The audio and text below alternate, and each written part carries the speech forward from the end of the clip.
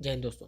तो अभी हम देखने वाले हैं कोन का जो फॉर्मूला है total surface area curve surface area का किस तरीके से डराइव हुआ।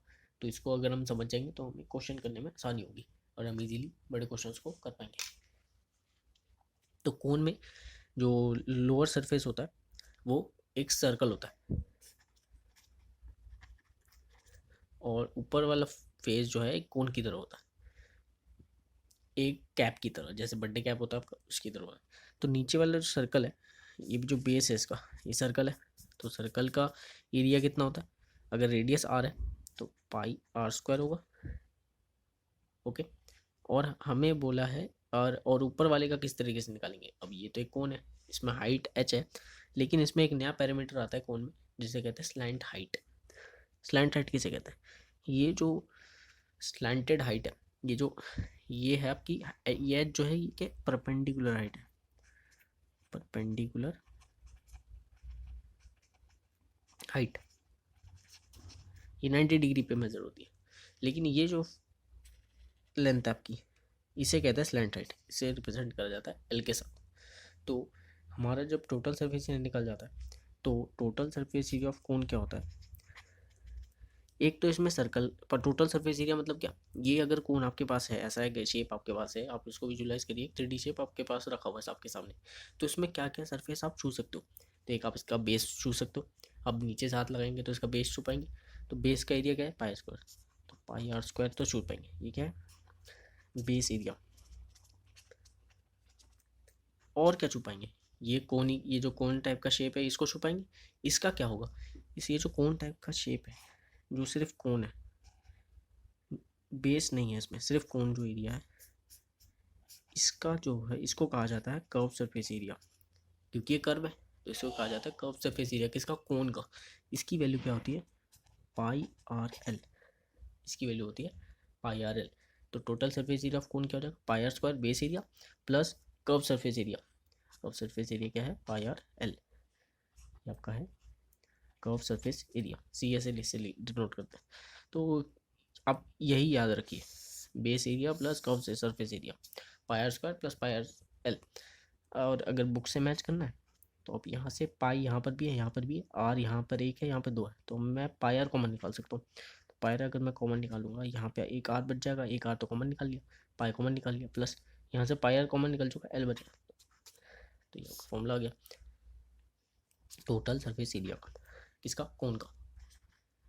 तो टोटल सरफेस एरिया ऑफ कोन होता है पाई r² base area plus curve surface area pi r l। मैं चाहूँगा कि आप यही याद करें, या फिर आपने समझ लिया, अब याद करने की इतनी जरूरत नहीं, बस आपको कर्व सरफेस एरिया ध्यान रखना है, ये होता है पाई r l।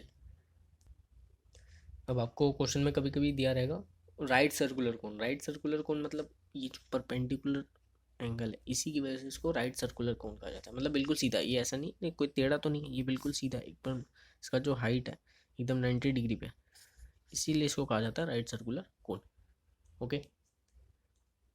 अब हम देख लेते हैं सिलेंडर का। तो अब देख लेते हैं सिलेंडर का। तो सिलेंडर की हाइट होती है h, माना जाता है हाइट जो है h है, इसमें भी परपेंडिकुलर हाइट है। और ये जो, और इसका सिलेंडर का ऊपर और नीचे का जो सरफेस होता है वो होता है सर्कल।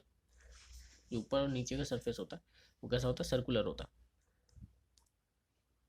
तो सिलेंडर का जो अपर सरफेस है वो कैसा, सर्कल है, और जो लोअर सरफेस है वो भी कैसा है, सर्कल है।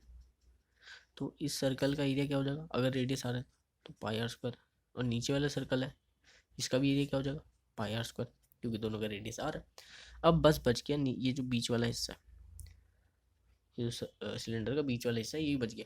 ये जो बीच वाला हिस्से का एरिया है इसको कहा जाता है कर्व सरफेस एरिया, क्योंकि कर्व्ड होता है, एक सिलेंडर टाइप का होता है ना। मतलब आप इसे समझ लीजिए जैसे पेज लिया है, एक पेज है प्लेन पेज, उसको आपने रोल कर दिया, रोल कर दिया है, तो ये रोल हो गया, एक सिलेंडर का शेप ले लेगा जिसमें ऊपर का जो सरफेस, अगर ऊपर से देखेंगे आप उसको तो ये आपको दिखेगा एक सर्कल की तरह, नीचे से भी सर्कल की तरह, और साइड से तो पूरा सरफेस जो हो गया टोटल सरफेस एरिया होगा। तो कर्व सरफेस एरिया क्या हो जाएगा सिलेंडर का, ये हो जाएगा आपका 2 पाई r × h। अब ये कैसा है, अब देखिए, मान लीजिए ये जो सिलेंडर है, इसको मैंने ऊपर से कट कर दिया, यहाँ से कट कर दिया और यहाँ से भी कट कर दिया। मतलब ऐसे मान लीजिए एक डब्बा था जो कि सिलेंडर शेप में था, ओके। और फिर मैंने उसको ऊपर नीचे से कट कर दिया और यहाँ से एक उसको बीच से कट मारा और उसको सीधा कर दिया।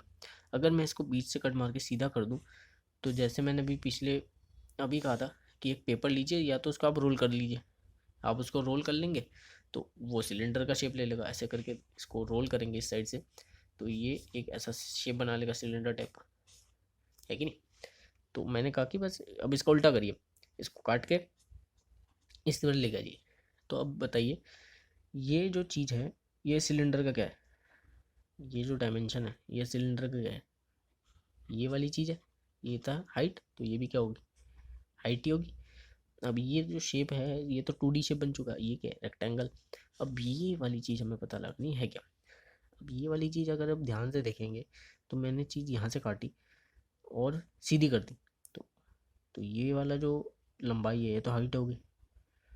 हमने काट के सीधा किसको करा है, इसको करा है। और ये क्या चीज़ है, ये तो पेरीमीटर है या फिर सरकमफेरेंस है, किसका, सर्कल का। तो सरकमफेरेंस ऑफ सर्कल क्या होता है, 2 पाई आर। तो ये जो लेंथ हो गई ये क्या हो गई आपकी 2 पाई आर। तो इसका ही एरिया तो कर्व सरफेस एरिया है, इसका ही एरिया तो आपके पास कर्व सरफेस एरिया है। तो ये जो रेक्टेंगल बना है इसकी लेंथ क्या होगी 2 पाई आर इंटू एच, तो इसलिए बन गया 2 pi R H, curve surface area of cylinder. Curve surface area of cylinder आपका बन गया 2 पाई आर इंटू एच।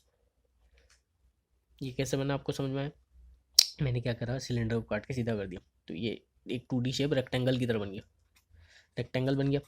अब रेक्टेंगल का जो लेंथ है वो कैसे आया, ये सर्कल जो था सर्कुलर शेप था उसको मैंने काट के सीधा किया। तो सर्कल जो था इसको काट के जब सीधा किया तो सर्कल की बाउंड्री जो है वही मेरे पास ये इसकी लेंथ बनी है, सही बात है। अब सर्कल की बाउंड्री क्या होती है, सर्कमफेरेंस। इसको ही मैंने लेंथ में चेंज कर दिया तो सर्कमफेरेंस और लेंथ बराबर होगा।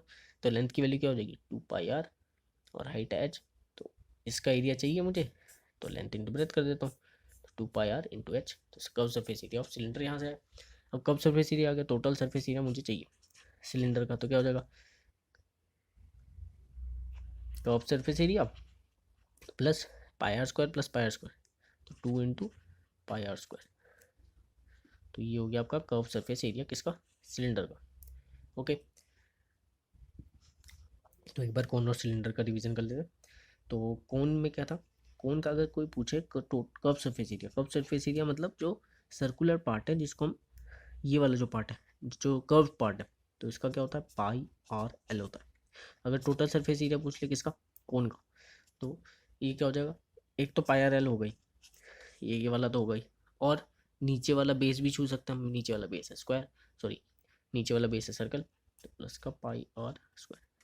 तो total surface area of cone क्या हो गया pi R L plus pi are square, ठीक हो गया कोन का।